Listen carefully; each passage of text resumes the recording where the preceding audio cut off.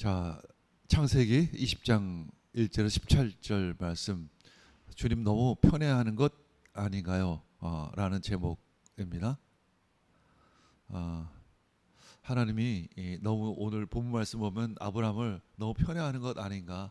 분명히 아비멜렉이 더 도덕적이고 또 의롭고 관대했습니다. 아브라함은 거짓말했고 아주 치졸한 방법으로 자신의 가족을 보호하려고 했습니다. 하나님은 아브라함 편에 서십니다. 에서는 야곱에 비해 아량도 넓고 산의 대장부답고 포용력도 있었습니다. 그런데 하나님은 늘 야곱 편입니다. 요셉은 아버지의 편애를 많이 받았습니다. 충분히 형제들로부터 미움을 받을 만 했습니다. 형제로부터 결국 노예로 팔렸지만 하나님은 계속 요셉의 편에 서 계십니다. 하나님은 요셉을 국무총리로 세우시고 형제들을 그의 무릎 앞에 꿇게 하십니다. 다윗은 우리아의 아내 바세바를 아주 야비하게 취하고 더군다나 바세바를 적진에 몰아넣어서 꼼짝없이 죽게 만들어 버립니다. 거의 살인에 가까운 것이죠. 그럼에도 불구하고 하나님은 다윗에 대한 약속을 그대로 변함없이 유지시킵니다. 우리는 이런 것을 보면서 하나님은 너무 자신의 자녀 편만 드는 것은 아닌가, 그런 질문을 하게 됩니다. 왜일까요? 결론적으로 얘기하면 하나님께서 선택한 자녀들을 통해서 예수 그리스도를 믿음으로 말미암아 구원받게 하려는 하나님의 계획이 있기 때문에 그런 것입니다. 예수 그리스도는 이삭의 족보를 통해 오셔야만 했습니다. 그래서 아브라함을 보호해야만 했습니다. 그래서 순수하게 이삭이 태어나고 또 이삭의 족보 가운데 예수 그리스도를 이 땅 가운데 보내실 계획, 그것을 성취하기 위해서 그래서 또 그 예수 그리스도 통해서 아비멜렉과 같은 이방인들조차 다 구원하기 위해서 하나님은 하나님의 편에 서신 것입니다. 자, 창세기 20장 17절 18절.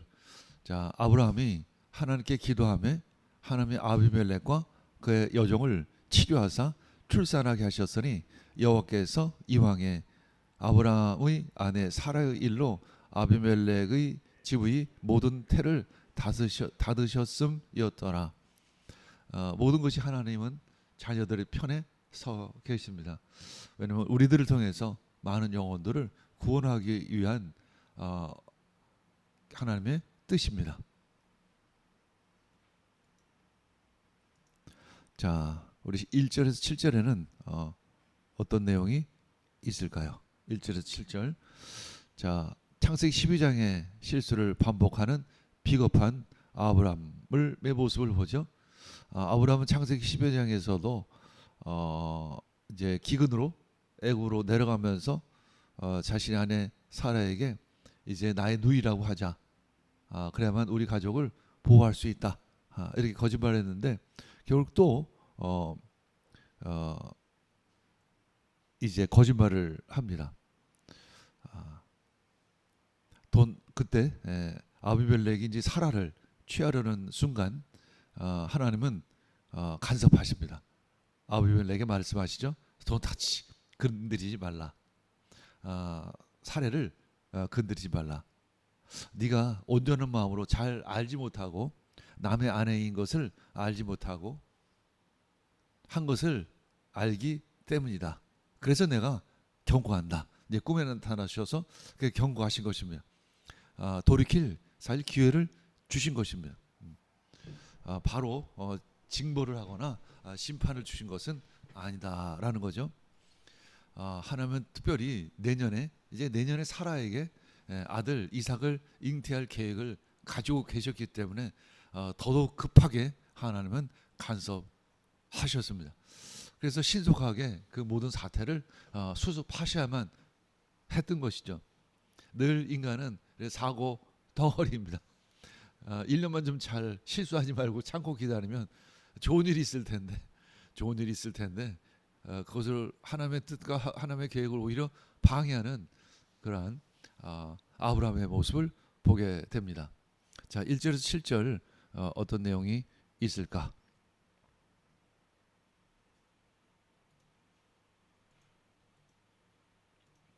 자, 1절에서 7절 말씀. 자, 아브라함은 마므레에서 네겝 지역으로 옮겨가서 가데스와 수루 사이에 살았다. 아브라함은 그랄에 잠시 머문 적이 있는데 거기에서 아브라함이 자기 아내 사라를 사람들에게 자기 누이라 소개하였으므로 그랄 왕 아비멜렉이 사람을 보내서 사라를 데려갔다. 그런데 그날 밤에 하나님이 꿈에 아비멜렉에게 나타나셔서 말씀하셨다. 내가 이 여자를 데려왔으니 너는 곧 죽는다.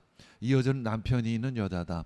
아비멜렉은 아직 그 여인에게 가까이 하지 않았으므로 주님께 이렇게 아뢰었다. 주님께서 의로운 한 민족을 멸하시렵니까? 이거 주님 의로운 한 민족을 멸하시렵니까? 이 질문은, 이 기도는 누구의 기도와 같았죠?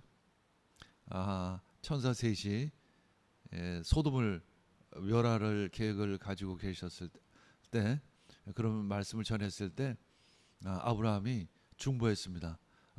의로운 사람을 악인과 함께 멸하러 하시나이까. 비슷한 내용이죠. 저는 깨끗한 마음으로 떳떳하게 이 일을 하였습니다. 당시에 문화로 보면 아내가 없는 여자를 첩으로 드리는 것은 그 문화에 반하는 것은 아니었기 때문에 그런 것이죠. 하나님이 꿈에 또 그에게 말씀하셨다. 그렇다. 나는 네가 깨끗한 마음으로 이렇게 한 줄을 안다. 그래, 네가 잘 모르고 한지를 잘 안다. 그러므로 내가 너를 지켜서 네가 나에게 죄를 짓지 못하도록 한 것이다. 그 여인을 건드리지 못하게 한 이유도 바로 여기에 있다. 그러니까 오히려 너를 지키기 위해서 내가 미리 경고한 것이다. 만약에 네가 범죄했다면 그것은 엄청난 대역죄가 될 것이었다. 그래서 내가 미리 경고하고 너를 지키려고 한 것이었다. 이제 7절 그 여인을 남편에게 돌려보내라. 그의 남편은 예언자이므로 너에게 탈이 나지 않게 하여 달라고 기도할 것이고 너는 살 것이다. 그러나 그 여인을 돌려보내지 않으면 너와 너에게 속한 사람들이 틀림없이 다 죽을 줄 알아라. 아주 무섭게 경고하는 하나님의 모습. 자, 아브라함이 치졸한 거짓말을 했음에도 불구하고 하나님은 아브라함 편에 서시고 또 그를 예언자로까지 지켜 세워주시는 그 하나님의 모습 보게 됩니다.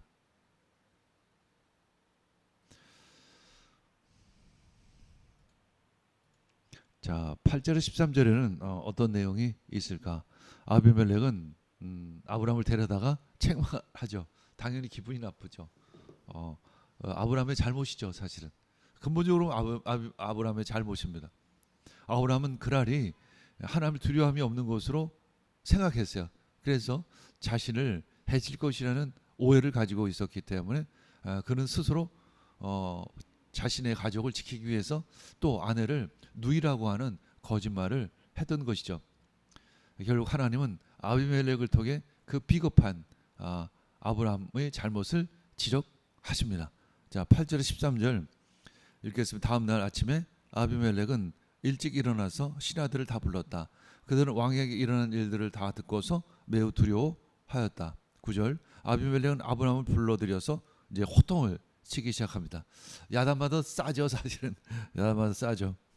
더군다나 이방인에게 당신은 어찌하여 우리에게 이렇게 하였소? 내가 당신에게 무슨 잘못을 저질렀기에 나와 내 나라가 이 크나큰 죄에 빠질 뻔하게 하였느냐 말이오. 당신 나에게 해서는 안 될 일을 한 거요.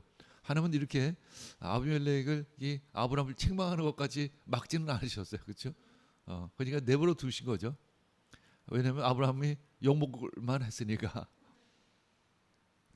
10절 아비멜렉이 또 아브라함에게 말하였다. 도대체 어째서 이런 일을 저지른단 말이오.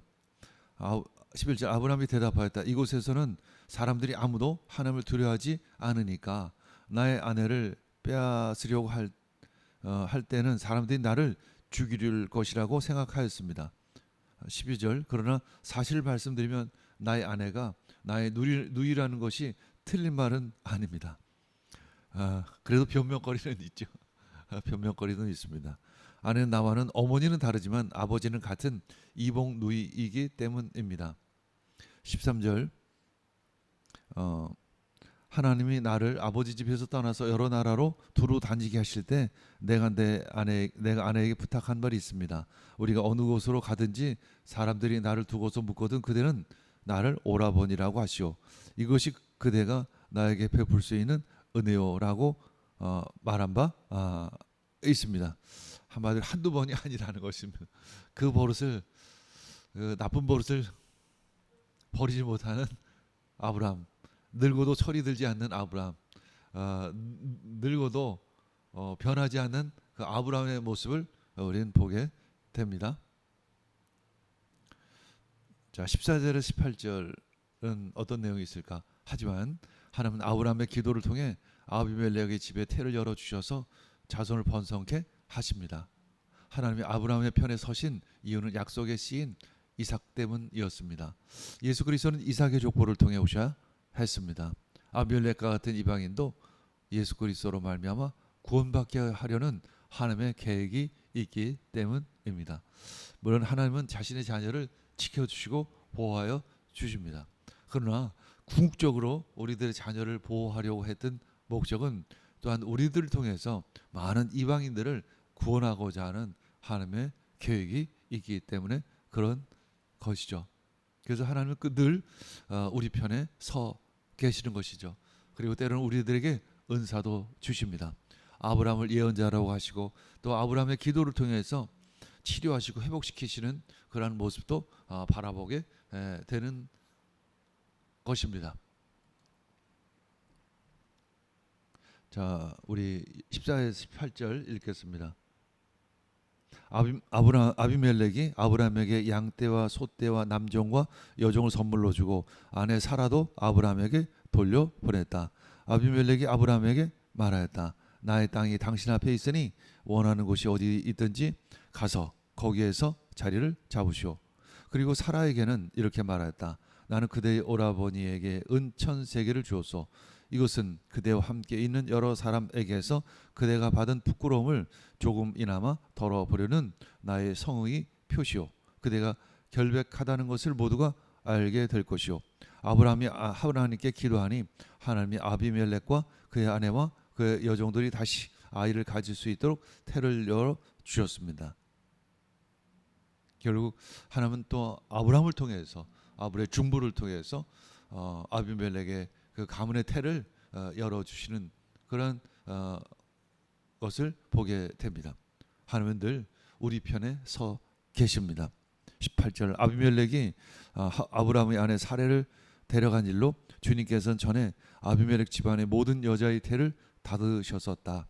그래서 우리는 하나님이 우리 편에 서시고 하나님 우리를 보호하시는 것이 그저 내가 잘나서가 아니라는 것을 기억해야 하는 것이죠. 그저 하나님의 은혜로구나. 우리가 선택받은 백성 하나님의 언약 안에 있다라는 그 이유 하나만으로 하나님은 우리를 의롭게 여겨 주시는 것이라는 것이죠. 여겨 주시는 것입니다. 우리가 의로워서가 아니에요. 어쩌면 우리 세상 사람들보다 더 비겁할 때도 있고 더 치졸할 때도 있고 더 이기적일 때도 있습니다. 그럼에도 불구하고 하나님은 우리들의 편에 서 계십니다. 하나님 우리들을 통해서 이방을 구원하기를 원하십니다.